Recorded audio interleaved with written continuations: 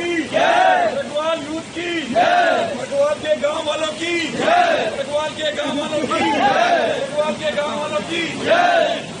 भारत माता की जय, भारत माता की जय, भारत माता की जय।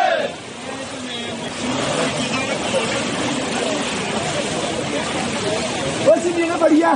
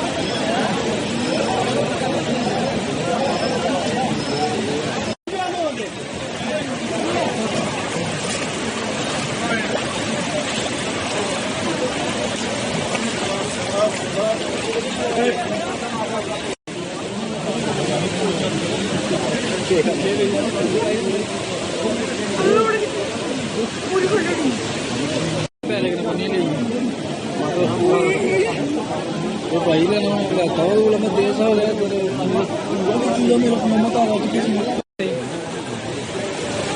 चलना पड़ेगा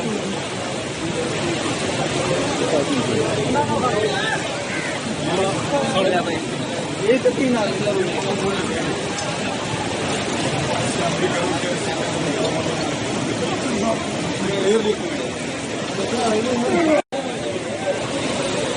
तो गड्डी वाला घूम गया बापू मेरे यहाँ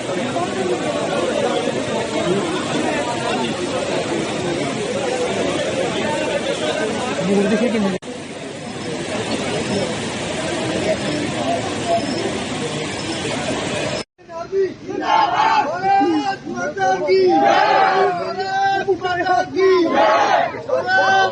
ऐसा ही है। भारत माता की भारत माता की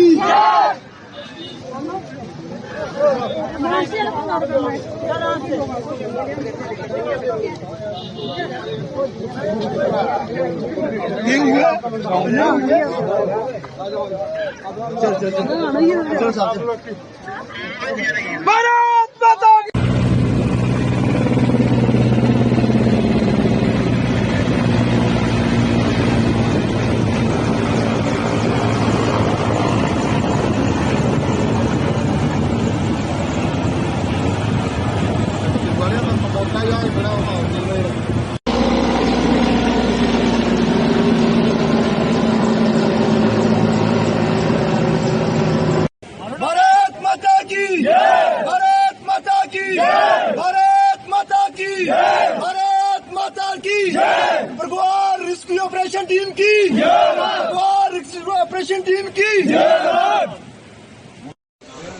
कल से जो चनाब दरिया में जो आफत आई है उससे पूरा बरगवाल में हमारे अफला तफली मची हुई है। सारा इलाका हमारा बरगवाल के सारे गांव जो है कटे हुए हैं। इस बीच हमारे बीएसएफ के जवान भी जो बॉर्डर पे हैं, देश की मातृभूमि की जो रक्षा कर रहे हैं, वो भी फंसे हुए हैं, इस चनाब की लपेट में आए हुए हैं। तो हमारे बरगवाल की यूथ की जो रेस्क्यू टीम निकली हुई है वो रेस्क्यू कर रहे हैं और निकाल रहे हैं जवानों को। तो मेरी सरकार से, जेके ड्यूटी से और सेंटर से ये गुजारिश है कि हमारे क्षेत्र बरगवाल को एक स्पेशल दर्जा दिया जाए, क्योंकि ये कटा हुआ इलाका है। यहाँ एक तरफ चनाब दरिया है और दूसरी तरफ बॉर्डर है। यहाँ इस वक्त हम खड़े हैं, ये चिकन नेक का हिस्सा है, तो ये यहाँ से हमारी आवाजाही भी सारी। सुबह से लगातार कितने जवानों का आपने रेस्क्यू किया है? अभी तक हमने 11 जवानों का रेस्क्यू कर दिया है और 3 जवानों का अभी भी हमारी रेस्क्यू टीम अंदर गई है बीएसएफ पोस्ट के अंदर। तो उनको हम पूरे यकीन के साथ कह रहे हैं कि हमारे जो बरगवाल का यूथ है उनको सही सलामत वापस लेके आएगा।